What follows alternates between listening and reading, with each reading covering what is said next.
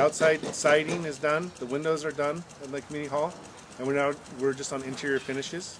The library is exterior siding's about 50% done, and they're just starting to tape the sheetrock on the inside.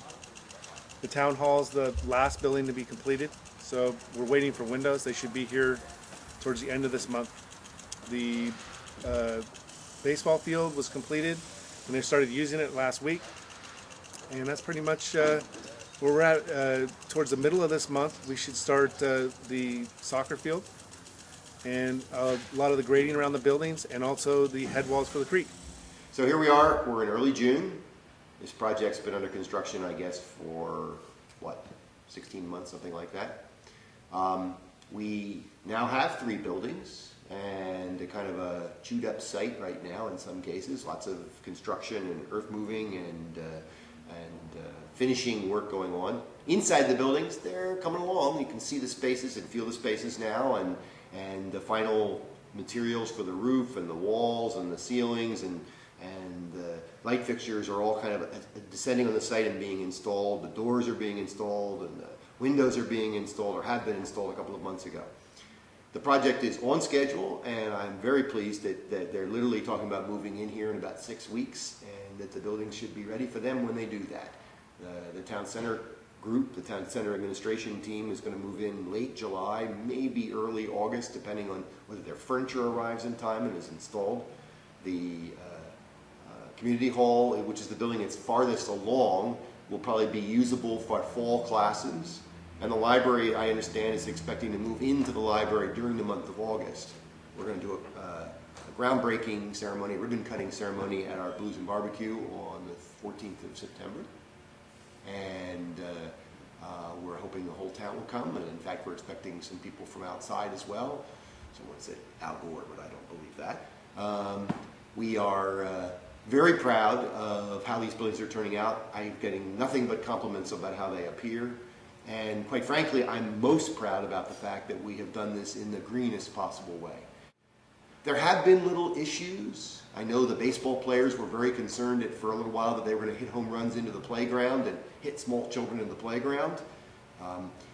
We had done some measurements, and we thought they might be thinking a little bit bigger about their home runs than they were. And in fact, as I understand it, even their biggest heavy hitters being pitched tennis balls are unable to reach the playground. So it appears as if this is not a risk.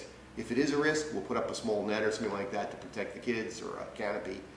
But that's the kind of problem we're dealing with as we kind of jump into the site now. The soccer players find that the new field's a little wider than it used to be, and it might be a little different than they expected. The tennis court players were a little concerned when we found that one of the tennis courts was way underneath a heritage oak that we could not hurt or damage in any way. But we found a way to shift things a little bit and move it out from underneath the oak and raise one of the courts a little bit. So we got our 3 tennis courts, or 2 tennis courts and 1 all-sport court that includes tennis. So we got our courts just as we had originally planned. We just had to juggle things a little bit.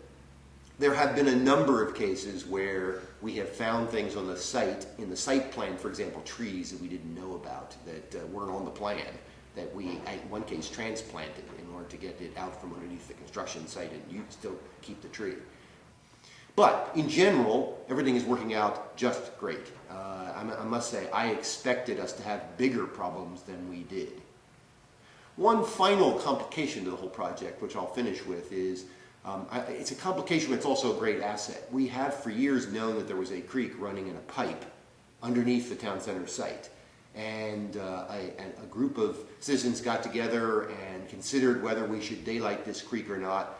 We decided as sort of a compromise solution to daylight the portion of the creek that's in the meadow area near our buildings, but to leave the pipe where it is sort of squeezed between the playing fields, so we didn't have to damage or impact the size or scale of the fields. So we are right now daylighting about 350 feet of the creek. This is a project that's been tacked on to the end of the town center project and made it somewhat more complicated because it actually impacts areas where contractors were parking their vehicles and where we were accessing the site with various pieces of equipment that were necessary to access the site. So it has made the project a little more complicated at the end. We're moving forward with that sort of tack on and add on to the end of this project Now, simply because while we had the site all chewed up and the contractors on site, it was a lot cheaper to do it now than to wait a year or two and then do it. It was cheaper to try to, while we had this disruption on the site, take advantage of that disruption and do all the disruption at once. So there was economies. It probably saved us $150,000 or $200,000 to do it now. But it also means that the very end of this project has been made a little more complicated than it otherwise would have. And I think the contractors are all working through it, but it means we have issues occasionally. They dig up parts of the pipe in order to figure out where they're going to move it, and it ends up just complicating the issue a little. Now, ironically, there's a side benefit. As we decide to do this, we've recognized that there's a 350-foot long stretch of pipe, 5-foot wide pipe, under our site that we will either have to remove or leave in place, or our architects came up with a great idea. We can actually cap its ends and use it as a cistern and store rainwater in it and use that rainwater to water the grass. We're still experimenting whether that's going to work or not, but it appears to work. So in effect, we've managed to convert this culvert that was holding the creek underneath half the site into a cistern to save rainwater. And that will mean that we will use less water to water our grass as we confront the next couple of decades of possible drought in this state. So it's actually a little bluebird that came to us for free when we decided to do the creek. It's saving us a great deal of money. If we were to put in cisterns, they would cost $100,000 or so. This cistern's already in the ground and free.